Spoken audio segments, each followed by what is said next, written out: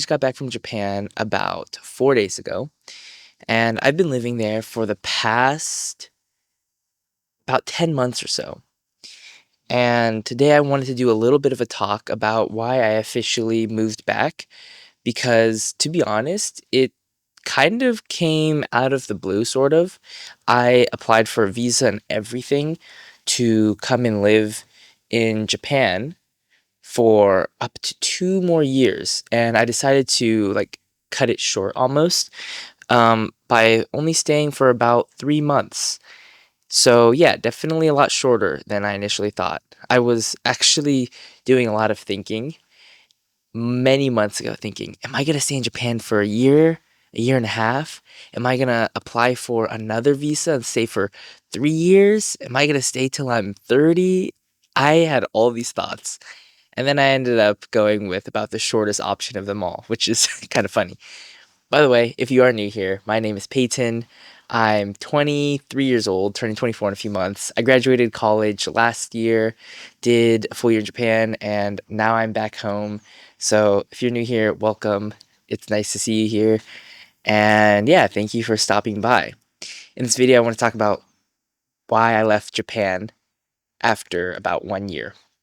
So let's get into it.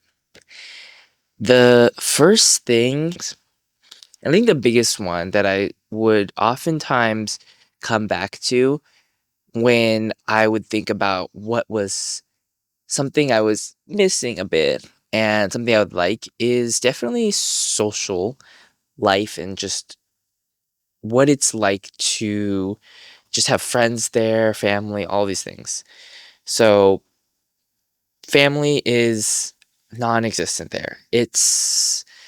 Well, most of my family, actually all my family lives in America. And it's just really, really a pivotal, important thing that I was missing. And I didn't really realize that until maybe a few months in, which is really interesting because during COVID, when I was at home, during community college, and all these other things, all I wanted to do was be independent, be on my own. However, the second I graduated from college, I went straight to Japan. And while I do think there's a pretty big notion of people studying abroad and just traveling and just, figuring out who they are, all of these really great things, I do think that it does get to a point where because you swing so hard to one end of the pendulum and you are independent and away from friends and family, I am now on the other side of the pendulum, and I now really crave the just comfort and daily life that comes with being at home. And yeah, I honestly started missing it pretty soon. Maybe even the first month or so of living in Japan. But of course, it was something I could tolerate. Friends, too, it's really just so difficult transitioning to a new country and trying to figure out how you're going to do things socially there. I mean, there's new language, there's different culture, and just ways that people interact and connect in a country like Japan. And I think it's pretty commonly understood that Japan just does things differently.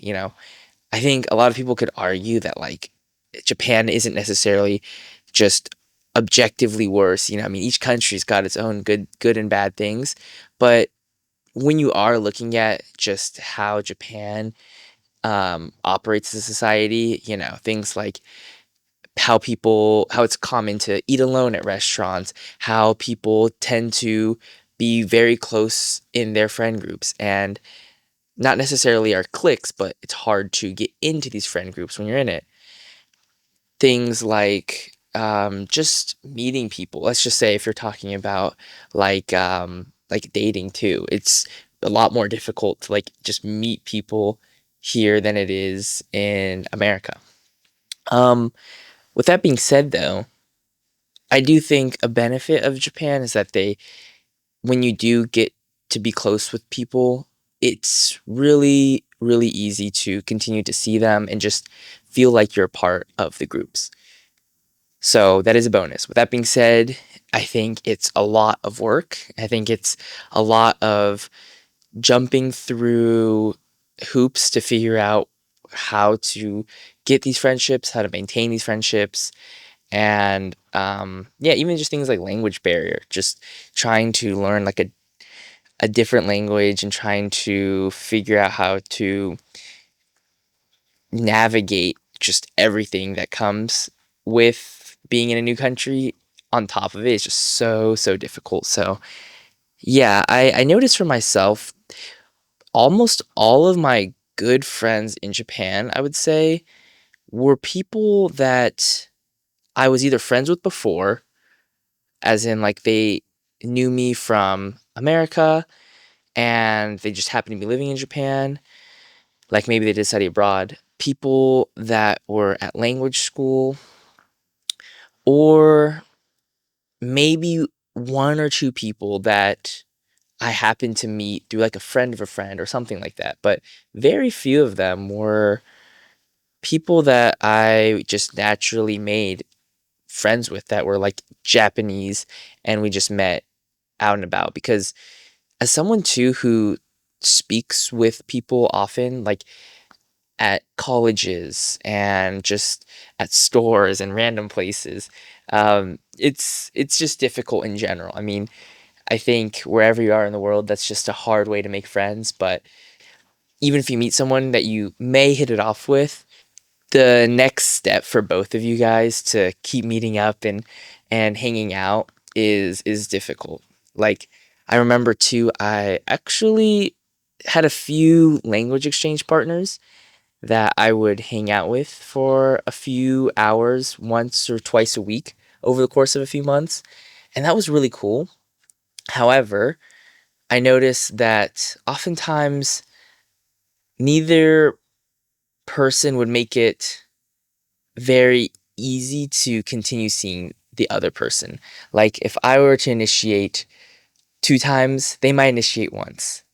Um, and it's not to say that all people are like this. It's not to say that the other person didn't want to be my friend. I think they were lovely. I think that they meant well, but I just think internally that's just not the most common outcome I found, which is for someone to go out of their way to like really try to become friends with you. Unless if maybe they're like really Americanized or maybe they're just a little bit more of an outlier. I've just found that the majority of people I've met in Japan, Japanese people, tend to keep to themselves a little bit more and make it not necessarily hard for you, but just kind of stay within their own bubble of friends. So yeah, with that being said though, the people that I did meet in Japan were great. And yeah, I just think it takes a little bit of time to kind of break down the mold. I think that's just kind of the thing. I think people are wanting to connect, but it just seems like it kind of would take a bit of time for the outer shell to kind of break down a bit so that they would be comfortable enough to open up.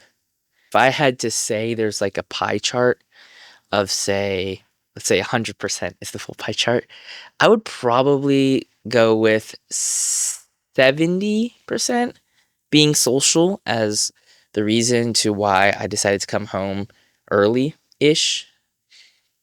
It's just one of those things that it's not necessarily everything, but it is really, really a lot. Like, it's just something I never really encountered as a problem growing up. And, you know, I've always had like people at least I could talk to. Whereas in Japan, I think it was a little bit more difficult than I expected. I'm just so much more used to having some more people nearby. And while I did call people a lot, it's very different than when people are like right in front of you. So, yeah. Um, for the next thing I would say is I think living in Japan too, having just that much time abroad, you really do get to learn a lot about like who it is you are and like the independence does wonders. I feel like I genuinely did learn so much about myself during that time And I think that is one of the best things about going abroad for extended periods of time. It had a very similar experience to college. I feel like I took a lot of what I learned and what I wanted to try to do with my life there, while in college, and just apply it to now being in a new country. However, with that being said, I do think there is kind of like a bit of a limit, maybe, or just kind of like a general amount of time you want to do that for. And I think I was hitting that point. Like, I didn't really realize that while I was there for a year, almost a year, that for me to want to stay for 2 or 3 years, there would need to be a lot that would have changed for me to get to that point, right? Like, how am I like, it goes from, "Okay, this is a cool experience," to now, "How am I making my money?" Who are my, like, deeper bonds and connections? Like, do I have a really close friend, or is there someone that, like, I'm really just close with?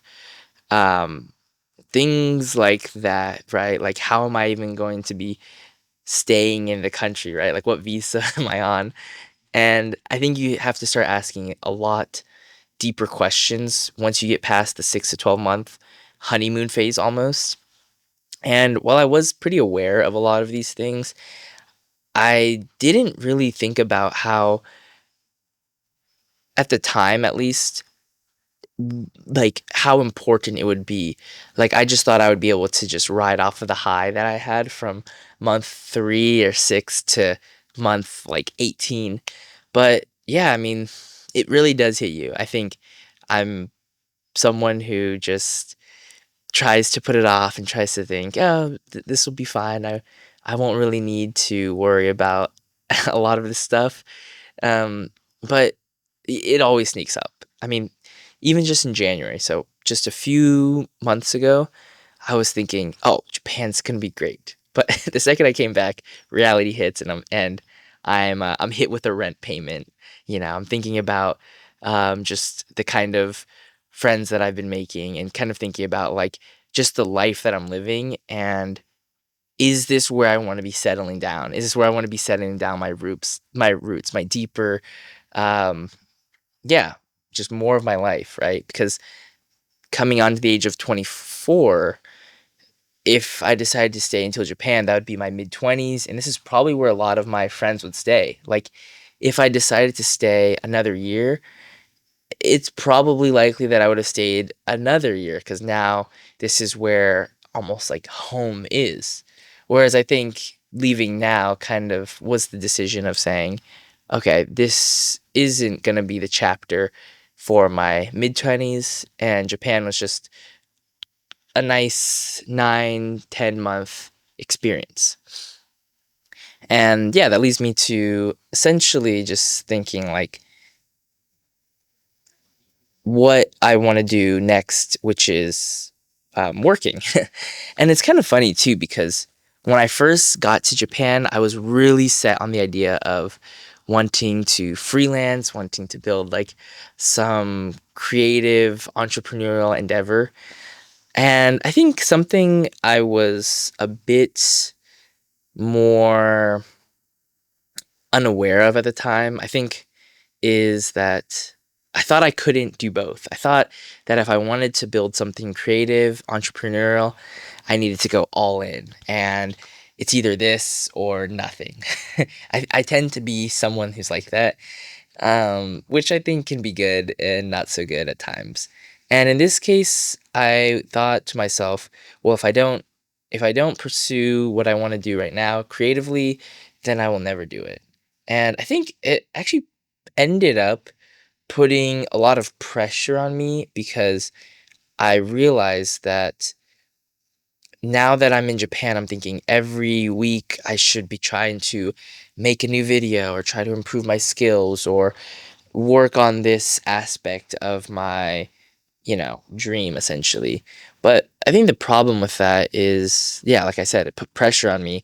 And now and so when I didn't feel like making videos, it would kind of eat at me a little bit. Um, and obviously, that's not what I want to feel. I want something like this to be easier and enjoyable. I want it to just be something I can come to naturally because I enjoy talking about it, right? And enjoy just expressing myself in an easy way. But yeah, I thought to myself, okay, I'm never going to be someone who goes for a 9 to 5 job and, I'm going to be just whatever, very anti work culture, whatever. Which isn't which is yeah, I don't think that's the best mindset. I think it's okay to I'm not even okay. I think it's totally great where I've landed at, which is that I'm now applying to jobs. I'm now open to the idea of just working and embracing having stability, having money come in, and having just this new chapter, people to be around, which is the opposite of what I've had this past year. But 100% is something that is valuable to me now. I think a year ago, if you told me that I'm applying to jobs, I'd be like, what are you doing? But it's very much what I want to do right now. It's not necessarily like my dream or whatever, but it is valuable to me. And I think it's also the same thing that will give me the space to do something like this in my free time, right? Like if I was relying on, say, like YouTube to have be my main income source by 2027, it's like that's a little bit crazy. But to just kind of chip at it away or try other freelancing things, whatever it is that I want to get up to, then then it can just grow without any pressure on the side. So, yeah, that's kind of what I've come to is probably 70% socially, maybe 20% is just wanting something different for work, stability, and just being at home. And then there's probably like a miscellaneous 10%, which is just missing just life back in America in general, just being able to go to eat the foods that I want, have my clothes back at home, my local gym where I see familiar faces and do my workouts that I'm used to and walking around my park and all of these different things just kind of like from very surface level to a little bit deeper are pretty important. And yeah, it's something I'm excited to be back at, honestly. Like, even just sitting here and now making this video is quite nice. So, yeah, I'm very glad to be back. And, you know, this is a new chapter. I hope I answered some things. I didn't really have a script for this video or anything. So, I guess we'll see how this goes, but let me know if you have any questions, comments, or anything. I think it would be really cool to hear what you guys have to say. I would love to answer anything because why I left Japan could go in a lot of different directions. Like probably this video could be a multi-part hour-long series, but I think I just wanted to get out probably the biggest one or two reasons and then leave it at that. So, yeah. Anyways, I hope you have a good rest of your day. Take care and yeah, goodbye.